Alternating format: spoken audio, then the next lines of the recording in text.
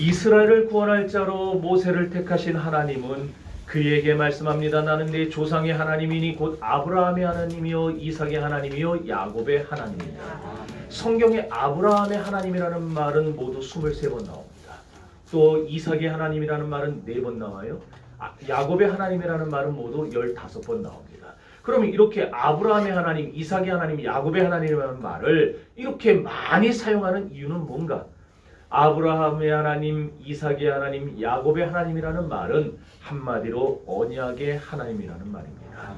다시 말해서 하나님은 당신이 구원한 백성들의 삶에 개입하시고 그들의 일거수일투족에 역사하시는 살아계신 하나님을 가리킬 때에 아브라함의 하나님이요 이삭의 하나님이요 야곱의 하나님이라 그런 말을 쓰고 있다는 거예요. 왜 그런가? 아브라함과 이삭과 야곱은 구원받은 언약 백성의 모형이기 때문입니다. 아브라함 보세요. 하나님이 저 갈대아 우르 땅에서 우상 숭배하며 죽어가는 자를 하나님이 구원의 자료로 불러주셨어요. 이렇게 구원의 자료로 불러주신 부름받은 성도의 모형이 아브라함이고 이삭은 축복받은 성도의 모형입니다.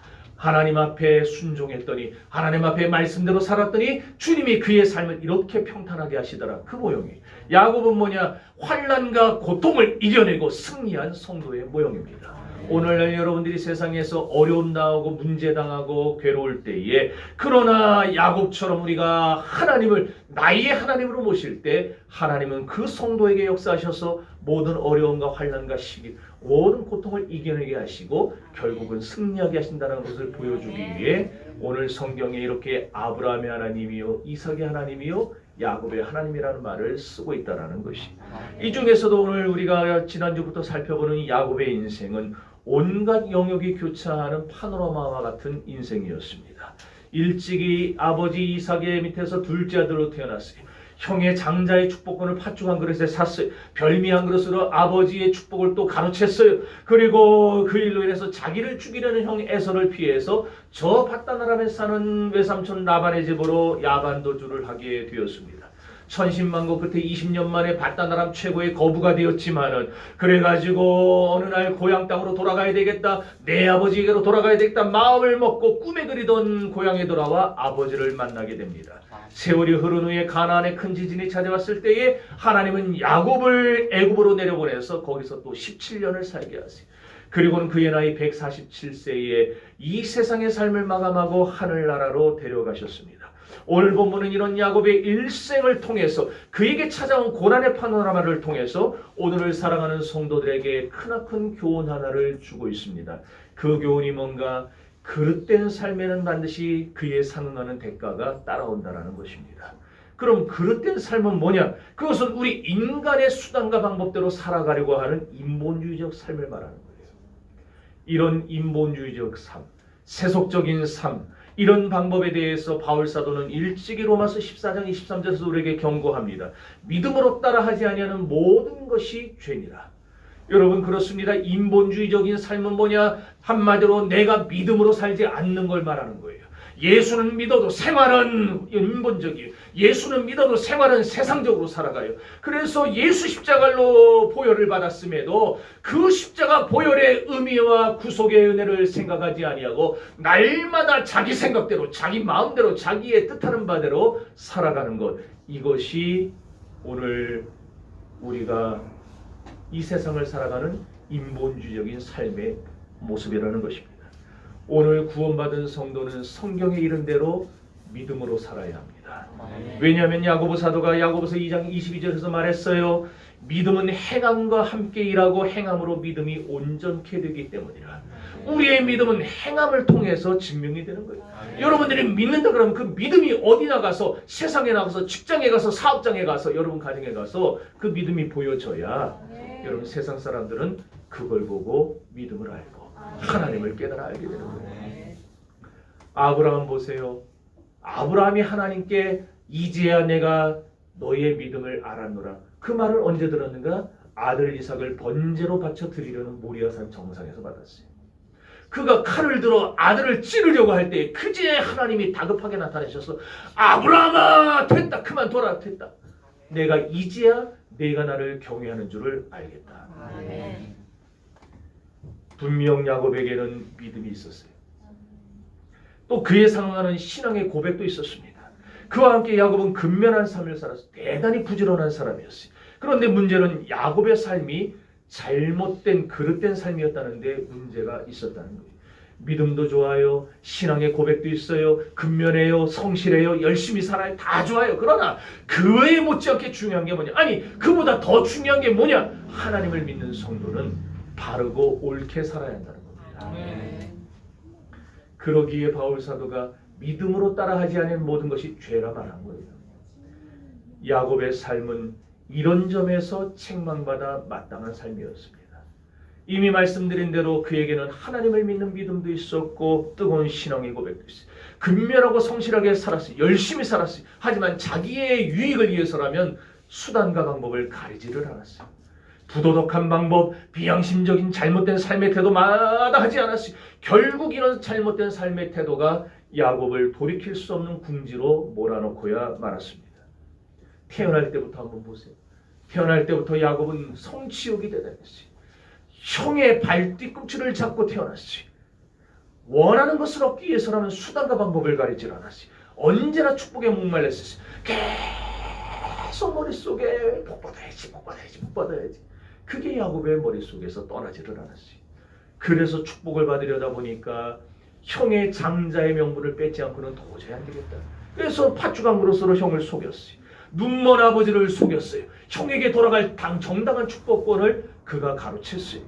여러분, 목적이 좋으면 방법도 좋아야 됩니다. 이게 기독교인의 삶이에요. 그런데 야곱은 목적은 좋았는데 복을 받아야 되겠다. 내가 하나님의 은혜 받아야 되겠다. 얼마나 목적이 좋습니까? 그런데 수단과 방법이 나빴어요.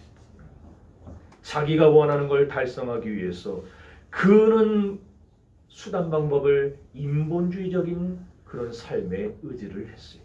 오늘도 우리 주변엔 현대판 야곱들이 있습니다. 기도의 자리에는 빠지지 않아요. 예배의 자리에는 빠지지 않습니다. 봉사의 자리에도 빠지지 않아요. 그런데 실생활로 들어가 보면 생활 속에서 잘못된 삶의 태도로 세상을 살아가는 사람들이 있어요. 교회 나오며 예수는 믿지만 교회 밖에만 나가면 거짓말을 서슴지 않아요. 교회 밖에만 나가면 남의 돈 떼먹는 걸 서슴지 않아요. 교회 밖에만 나가면 양심의 가책을 느끼지를 않아요. 그것이 바로 오늘날 현대판 야곱들이에요. 결국 믿음과 생활이 판이한 겁니다. 믿는다고는 하는데, 교회 다닌다고는 하는데 믿음과 생활이 완전히 딴판이에요. 창세기 25장 25절에 하나님이 뭐라고 했는가? 여호와께서 그에게 이르시되 두 국민이 내 태중에 있구나. 두 민족이 내 복중에서 나의 너희 이르라. 이 족속이 정족속보다 강하겠고 큰 자가 어린 자를 섬기리라. 만일 이 말씀대로라면 야곱은 가만히 있어도 복을 받게 되어 있는 거예요. 가만히 있어도. 하나님이 정해놓으셨어요. 큰 자가 어린 자를 섬길 것이다. 네가 복을 받을 것이다. 하나님이 약속을 해놓으셨어요. 그러면 야곱은 그 약속 믿고 기다리면 정하신 때가 되면 저절로 복을 받게 됩니다. 그럼에도 불구하고 그걸 못 견뎌. 그 시간을 못 견디는 거예요. 어떻게든 빨리 받아야 돼. 어떻게든 빨리 성공해야 되겠고. 그래서 축복을 가로채기 위해 형도 속이고 아버지도 속이고 주위 사람들에게 온갖 상처와 고난을 줬어요. 사랑하는 아내의 마음에 평생 못을 박고 자식들의 마음에도 못을 박으며 살았어요. 12아들이 배다른 어머니 넷에서 난 12아들이 죽을 때까지 서로 복잡 싸우고 지지고 볶고 계속 야곱의 속을 펴고 결국 바울의 말대로 믿음으로 하지 않은 이 모든 것이 야곱의 죄가 됐던 것입니다. 문제는 야고보 사도가 말씀했어요. 욕심이 잉태한즉 죄를 낳고 죄가 장성한즉 사망을 낳는다. 이 말대로 야곱의 죄에는 대가가 따라올 수밖에 없었습니다. 그렇습니다. 오늘날 우리들도 인본주의적인 삶의 방법을 자꾸 강구하면 우리가 믿음으로 하지 아니하고 자꾸만 세상적인 방법으로 살아가려고 하면 결국 그 삶의 결국은 부끄러움밖에 안 남습니다. 성도 여러분, 고난은 우연이 아닙니다. 질병은 우연이 아닙니다. 우연한 실패는 없어요. 우연한 불행도 없습니다. 다 이유가 있는 거예요. 대부분의 사람들은 지난날 자기 잘못을 쉽게 잊어버려요. 자기 때문에 상처받은 사람의 응어리를 갖고 그냥 아픔을 끌어안고 겨우겨우 살아가는데 막상 그 사람에게 상처 준 장본인은 아무런 거리낌이 없어요. 다 잊어버려요. 그러고서 하는 말이 자기는 뒤끝이 없다 그래요. 그럼 지나 뒤끝 없지. 그 당한 사람은 학교 폭력을 당해도 한 사람은 다 잊어버려요. 그러나 당한 사람은 수십 년을 여기다 갖고 사는 거예요. 하나님과 사람 앞에 부끄러운 일을 회개하는 걸 깡그리 잊어버려요. 그렇지만 나는 잊었어. 나는 꺼리낌이 없어도 하나님은 결코 지난날 내가 회개하지 않은 그 죄를 잊지 않는다는 거예요. 하나님은 우리의 허물과 우리의 죄를 헤아려 보십니다. 그리고 우리의 실수를 적당한 때에 적당한 방법으로 갚으시고 보응해 나가십니다. 그래서 이사야 49장 15절에 이렇게 말을 합니다. 여인이 어찌 그 젖먹는 자식을 잊겠으며 자기 태에서 난 아들을 긍휼히 여기지 않겠느냐. 그들은 혹시 잊을지라도 나 여호와는 너를 잊지 아니할 것이다. 여기에는 긍정적인 면도 있고 부정적인 면도 있어요. 긍정적인 면은 뭐냐? 세상 사람은 다 우리를 잊어버려도 망각해도 하나님은 우리를 잊지 않고 우리를 위로하시고 축복하신다라는 뜻이에요. 그러나 부정적인 면은 뭐냐? 우리는 잊고 살지만 하나님은 안 잊는다는 거예요. 그리고 다 기억하고 있다가 우리의 죄, 우리의 실수, 우리의 모든 허물을 하나님 기억하고 계시다가 반드시 그것을 다 갚으신다는 거예요. 그러므로 우리는 말씀을 보면서 깨달아야 돼요. 다윗과 밧세바 서로 사랑해서는 안 될 사이였어요. 그러나 그들은 넘어서는 안 될 선을 넘었어. 그리고는 결국 임신을 하게 됩니다. 이국리 저국리 하다가 다윗은 결국 이 밧세바의 남편 우리야, 자기에게 얼마나 충성된 사람입니까? 맨날 전투 현장을 그냥 누비면서 다윗을 위해서 몸을 바쳤던 사람이에요. 그런 충직한 신하 우리야를 최전방에 보내놓고 군대를 물려버려요. 혼자 남아서 싸우겠어요. 아무리 천하장사라도 어떻게 혼자서 그 수백 수천의 군사와 싸웁니까? 결국 난도질을 당하고 거기서 죽음을 당해요. 그러고 났더니 다윗이 뭔 짓 해요? 이제 꺼리낄 게 없어요. 우리야도 죽었겠다. 마음 놓고 밧세바를 왕궁으로 불러들여요. 그리고 거기서 잘못된 생활을 즐기는데 누구도 그런 다윗의 삶에 대해 말을 안 해요. 말 못하죠. 했다가 죽으니까. 아무도 말 안 해요. 입을 다물어요. 그런데 하나님은 기억하고 계셨어요. 하나님은 다윗과 밧세바 사이에서 태어난 그 아이를 죽을 병에 걸리게 하심으로 다윗으로 하여금 자기 죄를 발견하게 하셨습니다. 이렇게 죄의 대가는 반드시 치르는 것이 하나님의 공의의 원칙입니다. 사람들은 착각해요. 회개하면 다 용서한다. 맞습니다. 회개하면 용서해줘요. 그런데 하나님께만 회개하는 게 아니에요. 내가 죄를 진 그 사람한테도 회개를 해야 돼요. 내가 잘못한 그 사람한테, 내가 상처 준 그 사람한테, 내가 아프게 한 그 사람한테도 가서 그 죄를 회개해야 돼요. 돈 떼먹었으면은 하나님한테만 회개하지 마세요. 돈 떼먹은 그 사람한테 가서 그거 다 갚아야 돼요. 다. 하나님은 회개하면 용서해 주시지만 죄가는 책망하세요. 야곱의 생애는 생각나는 대로 살던 생애였어요. 하고 싶은 대로 살았어요. 자기가 잘 되는 일이라면, 자기가 축복받는 일이라면 형의 가슴에 비수를 꽂아도 상관없었고 눈먼 아버지의 눈에서 눈물 흐르게 하는 것도 서슴지 않았어요. 게다가 밧단으로 가서 레아와 라헬, 비라와 실바 4명의 여자를 아내로 맞아서 4여자 가슴을 평생 후벼 팠어요. 그냥. 그러면서도 자기의 지난날 잘못은 깡그리 잊어버렸어요. 왜 이런 일이 왔는지, 왜 이런 문제가 생기는지 다 남 탓이 다 남 탓. 양심의 가치를 안 받아요. 그렇지만 하나님은 잊지 않았다라는 거예요. 여러분, 결국 하나님은 야곱에게 20년 동안 하루도 안 빠지고 그 마음속에 두려움의 마음을 심어줍니다. 근심의 마음을 심어주고 불안의 마음을 심어줍니다. 돈은 쌓여가요. 재산은 늘어나요. 밧단아람 최고의 거부가 됐어요. 그런데도 성경에 보면 늘 야곱의 마음은 불안했어요.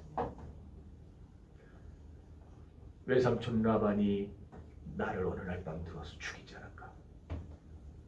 고향으로 돌아가고 싶은데 형에서가 20년 전 일을 잊어버렸을까? 형이 나를 죽이지는 않을까? 온갖 두려움과 걱정에 20년 동안 최고의 부자가 됐음에도 불구하고 그는 하루하루를 지옥같이 살아. 결국 재산 다 정리해서 가나안으로 가던 중에 약복강에 이르렀어요. 그날 밤에 사람들은 먼저 강을 건너보내놓고 자기는 뒤에 나와요. 왜? 두려워서 건너지 못하겠는 거예요. 형이 나를 죽이면 어떡하지? 이 엄청난 재산 뺏기면 어떡하지? 내 처자식들 다 뺏기고 나만 여기서 그냥 들짐승 밥이 되면 어떡하지?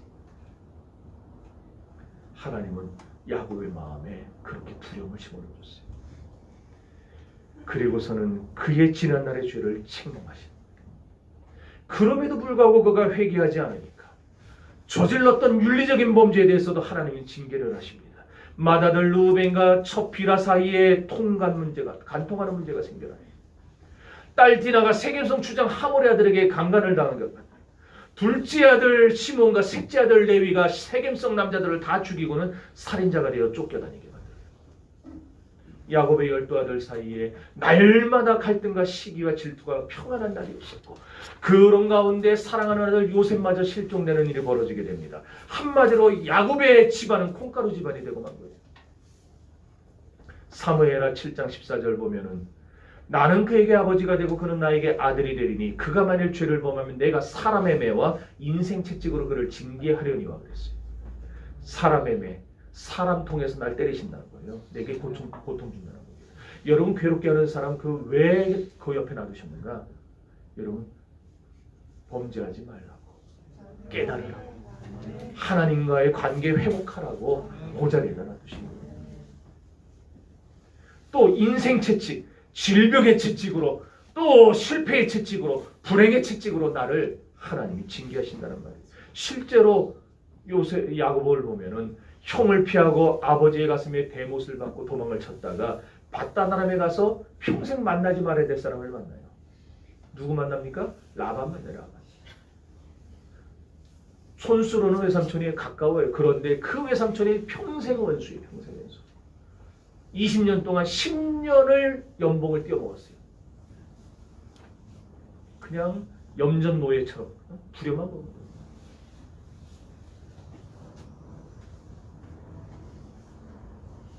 한술 더 떠서 라반은 야곱보다 더했어요. 딸들도 돈을 위해서 넘겨버려요. 너 7년 공짜로 일해라. 그럼 내가 라헬 줄게. 너 7년 공짜 일해라. 그럼 내가 레아 줄게. 14년을 공짜로. 아들들의 말 듣고 야곱을 이유 없이 미워했어요. 자기 재산을 불려주는 야곱인데 그 야곱을 미워하고 질투하고 그냥 사사건건 못 살게. 저 야곱이 혹시 내 재산 훔쳐가지 않나. 얼마나 괴롭겠습니까? 매일 옆에서 와서 감시하고 괴롭게 하고. 가나안으로 돌아가는 야곱을 7일 동안이나 뒤따라갔어요. 그리고선 야곱의 등에다 칼을 꽂으려고 하는데 여러분 이렇게 야곱의 일평생은 매맞는 생활이었어요. 이렇게 고난의 연속이었어요. 아까 말했듯이 이런 고난은 결코 우연이 아니었어요. 야곱의 죄에 대한 하나님의 징계였습니다. 원인 없는 결과가 없듯이 이유 없는 고통 또한 없습니다. 이렇게 훗날 고통스럽게 살던 야곱이 뭐라고 하는가? 창세기 47장 9절에서 내 나이가 얼마 못되나 내가 험악한 세월을 살았나이다. 야곱은 자기 스스로 잘하는 거예요. 내가 험악하게 살았다. 나는 참 힘들게 살았다. 여러분 인생 다 살고 세상 떠날 때 그런 말 하고 싶습니까? 나 험악하게 살았다. 그런 말 하고 싶으면 지금처럼 살면 됩니다.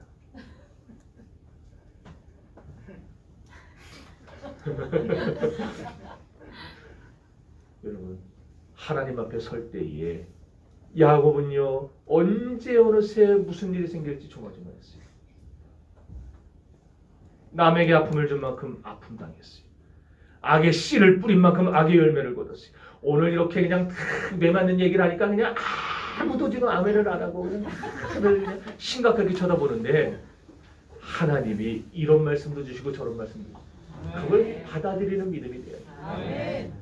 여기서 기억해야 될 것은 야곱의 인생에 관여하신 하나님, 그의 인생을 낱낱이 간섭하시고 역사하신 하나님은 오늘날 우리의 삶에도 간섭하신다는 이것이 불변의 법칙입니다.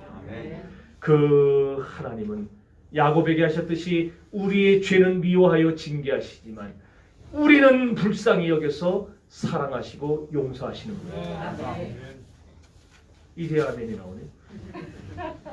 하나님은 야곱이 저지른 죄를 공의에 입각해서 징계를 하실 수밖에 없어요. 그러나 또 다른 속성인 사랑에 입각해서 야곱을 불쌍히 여기시고 야곱을 덮어주시고 야곱을 위로해 주시고 그를 돌봐주셨어요.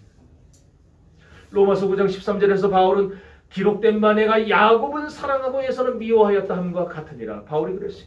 야곱은 교회 다니면서도 잘못된 생활을 했어요. 남의 것을 빼앗았어요. 사기치고 거짓말했어요. 아버지까지 속였어요. 그런데 하나님은 그런 야곱, 그런 망나니 같은 야곱을 하나님은 불쌍히 여기고 그를 돌봐주시고 그를 용서해 주시고 그 허물 많은 야곱과 함께 하시면서 평생 야곱과 동행해 주셨다는 거예요. 바단 아람으로 도망가던 밤 루스 들판에서 야곱에게 나타나 말씀하신 하나님, 내가 너와 함께해서 어디로 가든지 너와 너를 지켜줄 것이며 너를 이끌어 이 땅으로 돌아오게 할 것이며 내가 거기서 허락한 것을 다 이루기까지 너를 떠나지 아니하리라. 하나님은 이렇게 약속을 주시고 그 약속을 가지고 평생 야곱을 쫓아다니면서 야곱에게 복을 주시고 은혜를 주셨다는 거예요.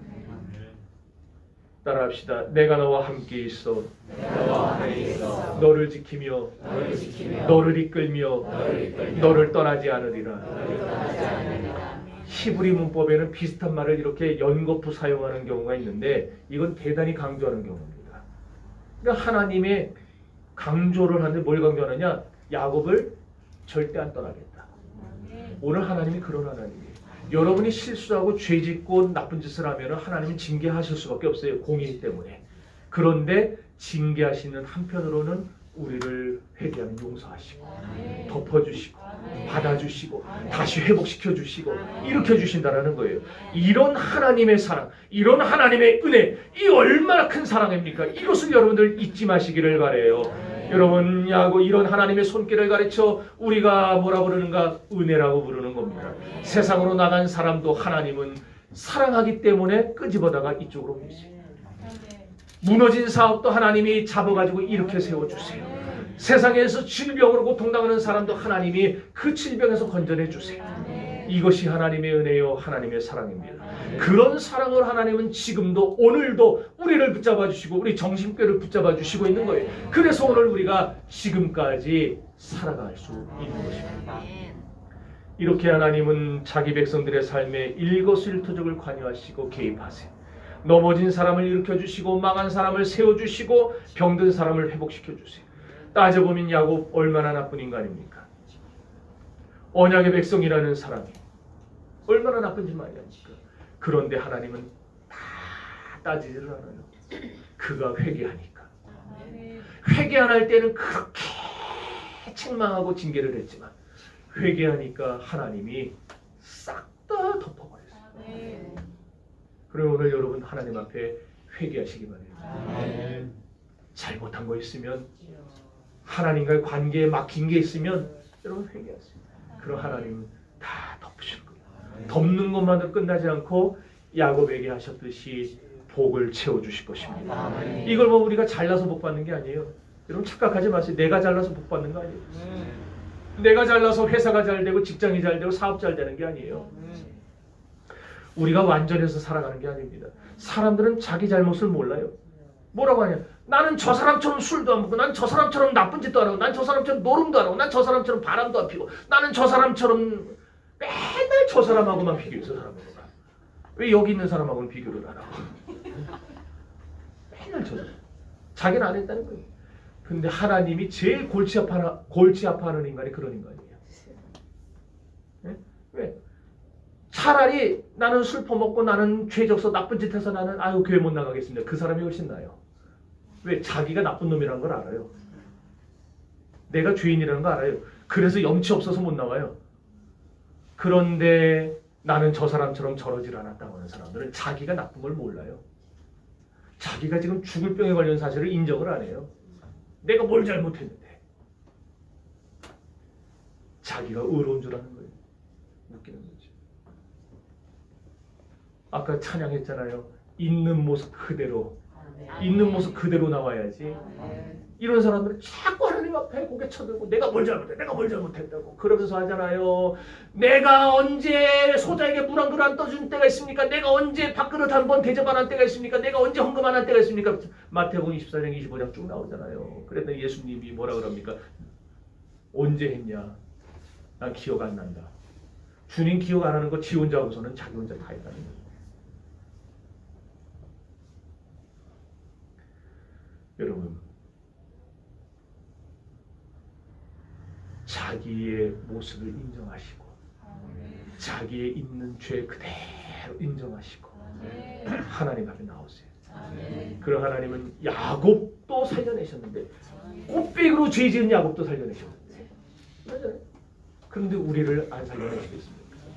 이 그런 하나님이 나오는 여러분들 축복하시고 값없이 덮어주실 줄로 믿습니다. 창세기 31장 7절에 보면 그대들의 아버지가 나를 속여 품삯을 10번이나 변역하였느니라. 그러나 하나님이 그를 막으사 나를 해치지 못하게 하셨느니라 말씀했어요. 여러분, 야곱 하나님이 언약의 백성이기 때문에 라반을 막아버리시는 거예요. 하나님이 때릴지언정 딴 놈이 때리는 건 못 봐주시는 거예요. 그 나쁜 야곱인데 라반이 해치려고 그러니까 다 막아주세요. 이러한 하나님의 은혜를 깨닫고 훗날 요셉에게 유언합니다. 내 조부 아브라함의 하나님, 내 아버지 이삭이 섬기던 하나님, 나의 출생으로부터 지금까지 나를 기르신 하나님, 나를 모든 환난에서 건지신 하나님께서 이 아이들을 축복하시기를 원하노라.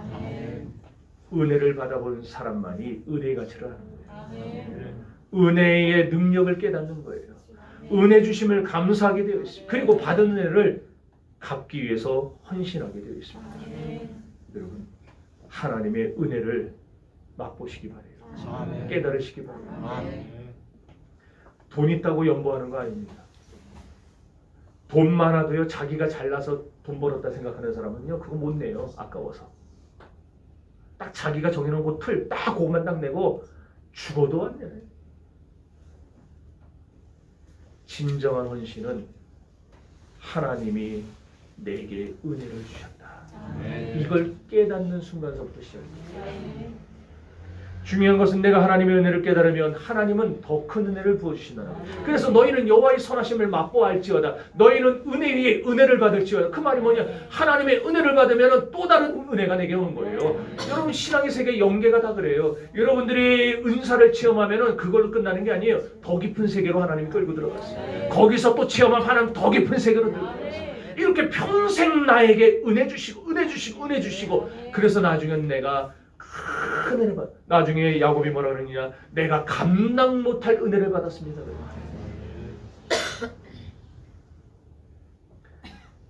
하나님의 은혜는 야곱의 생애 전반에 걸쳐서 어떻게 나타났는가? 첫째로 물질 생활에 퍼부어 주셔서 풍족하게 만들어 주셨어요. 하나님이 내게 은혜를 베푸사 내 소유도 넉넉하게 하셨느니라. 야곱은 눈 붙일 겨를 없이 이랬어요. 정말 먹을 것 안 먹고 입을 것 안 입고 잠잘 것 안 자면서 열심히 돈 벌었어요. 그런 사람들은 대부분 그럴 거예요. 내가 말이야 과거에 말이야 참 하나도 못 먹고 내가 그 죽을 고생해서 허리 뜯으려고 이렇게 됐다고 얘기할 거예요. 그런데 야곱은 그러지 않았어요. 그럴 만도 한데 야곱은 다 뭐라 그랬느냐? 은혜 받고 깨닫고 나니까 하나님이 내게 은혜로 주신 겁니다. 은혜를 받아야 그걸 합니다. 창세기 31장 9절에서는 하나님이 이같이 그대들의 아버지 것을 빼앗아 내게 주셨다. 이게 뭐냐? 하나님은 이렇게 보시다가 이 짝에 있는 걸 이 짝으로 옮기실 수 있는 분이에요. 여러분 지금 돈 없다고, 여러분 지금 건강 없다고 그거 걱정하지 마세요. 하나님은 여기 있는 것도 빼앗아 이쪽으로 옮기시는 분인데 여러분에게 없는 거 다 보시고 안 채워주시겠습니까? 그러니까 하나님과의 관계부터 먼저 바로 세우라는 거예요. 하나님과의 관계가 바로 되면은 그래? 쫙 돼요. 우리 혈관도 자꾸 콜레스테롤 끼고 뭐 혈전 끼고 그러니까 이게 안 통해 가지고 막히고 아프고 터지고 그러는 거지. 다 뚫려 보세요. 쌩쌩쌩쌩 다니. 여러분, 하나님이 여러분 생활을 보시고 복을 주셔야 되는데 하나님이 뒷짐 딱 지고 그냥 이러고 산책하듯이 이러고 보고만 있으면 그건 뭔 소용이 있습니까? 네? 하나님이 내가 얘를 도와줘야 되는데 이래 갖고 그냥 안 되겠다 이래 갖고 갖다 줘야 되는데 손이 앞에 있어야지. 손 뒤에다 놓고 이렇게 해봐 이거 찬송가 446장 보면은 주 떠나가시면 내 생명 헛되네. 기쁘고 슬플 때 늘 계시옵소서. 다 아는 찬양이죠. 주 떠나가시면 내 생명이. 왜 하나님이 날 떠나가겠어요? 왜 하나님이 내 분명히 약속했는데 왜 떠나가시겠어요? 기도 자리에 소홀하니까, 하나님께 소홀하니까, 예배 자리에 소홀하고 은혜의 자리에 소홀하고 매사에 주님께 소홀하니까 그래 한번 그냥 너 하고 싶은 대로 한번 해봐라 그러는 거예요. 완전히 떠나가진 않고 이렇게 옆에서 빙빙 돌면서 해봐 그러시는 거예요. 해보세요. 되나?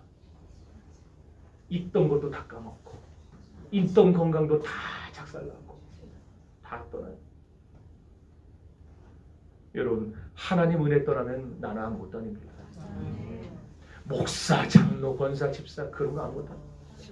하나님의 은혜가 떠나면은 나는 세상에서 가장 못나고 비참한 사람보다 더 못한 사람이에요.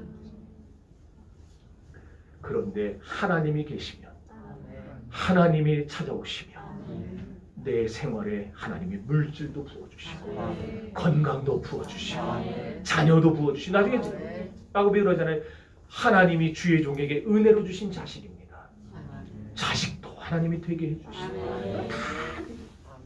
두 번째로 하나님이 은혜 주시면 어떤 복이 있는가? 보호해 주세요. 보호해 주세요.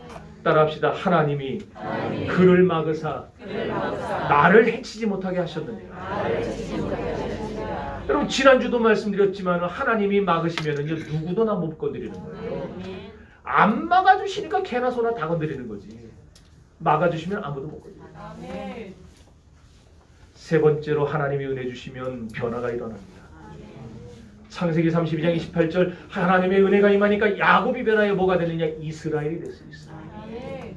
술 먹고 잘못된 삶을 살던 사람도 교회 나와서 찾아오신 주님 만나면 변화되게 되어 있어요. 노름하고 여자질하고 나 외도하고 온갖 그런 짓을 나쁜 짓을 서슴지 않던 사람도 하나님을 만나면은 그 사람은 변하여 새 사람 되게 되어 있습니다. 오늘 보면 10절에 그래서 야곱이 이런 하나님의 은혜를 받으며 살았던 자기의 지난날의 그 모든 생활을 돌아보니까 뭐라고 해요? 나는 주께서 우리 10절 한번 읽어봅시다. 10절. 자, 시작. 나는 주께서 주의 종에게 베푸신 모든 정성과 모든 진실한 됐어요. 여기 보니까 주님이 내게 베푸신 은혜를 조금도 감당 못할 은혜 받았다는 거예요. 여러분, 하나님은요 은혜 한 번 주고 끝나지 않습니다. 한 번 은혜를 줘가지고 은혜를 싹 빨아들이면, 우리가 스펀지처럼 빨아들이면 하나님은 또 주시고 또 주시고 또 주시고 계속 주세요. 근데 뱉어내면 안 주세요. 이렇게 하나님 은혜 받으며 살아갈 때 우리에게 일어나는 변화가 뭐냐? 두 가지입니다. 첫째로 은혜의 세계를 더 사모하게 돼요. 은혜 받으면 은혜 사모하게 되어 있어요. 창세기 31장 30절에 네가 내 아버지의 집을 사모하여 돌아가려는 것은 가하거니와. 이 말은 뭐냐? 야곱은 몸은 바다나람에 살았는데 마음은 오늘 어디 있어요? 아버지 집에 있는 거예요. 아버지 집에. 여러분이 이게 신자의 모습입니다. 여러분들은 몸은 세상에 살고 있지만 마음은 늘 어디가 있어야 되느냐? 천국에 가 있어요. 우리 아버지가 계신 저 찬란한 천국, 저 영광의 천국, 거기에 여러분들의 마음이 가 있어야 여러분들이 이 땅에 살면서도 늘 언제 갈까? 주님 오늘 불러주시겠습니까? 내일 불러주시겠습니까? 이러게 되는 거지. 이게 성도예요. 여러분들 그런 성도가 되시기를 바랍니다. 바울이 그랬어요. 은혜 받으면 은혜를 사모하게 되어 있어요. 주일이면 주일 예배 사모해서 나오고, 수요일이면 수요 예배 사모해서 나오고, 금요일이면 금요 예배 사모해서 나오고. 아멘이 주일 때는 컸는데 수요일 금요일 가면서 싹싹싹 쌌어요. 왜 그런지는 저는 잘 모르겠어요. 특세하면 특세 자리 나오고 월상 예배하면 월상 예배 자리 지키러 나오고 부흥회하면 부흥회 나오고 이제 앞으로 우리 교회 부흥하면 부흥회도 해야 될 것이고 네? 전교인 여름 수양회도 해야 될 것이고 아니 그냥 어디 아무도 못 나오는 차도 없는 데다 다 처박아 놓고서는 3박 4일 동안 그냥 아침 점심 저녁으로 계속 설교만 하고 기도시키고 말씀 보게 만들고 안 보면 밥도 안 주고 농담 같지만요.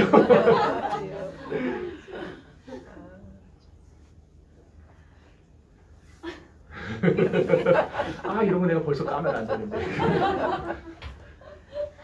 나중에 가자 그러면 안 올 수도 모르는데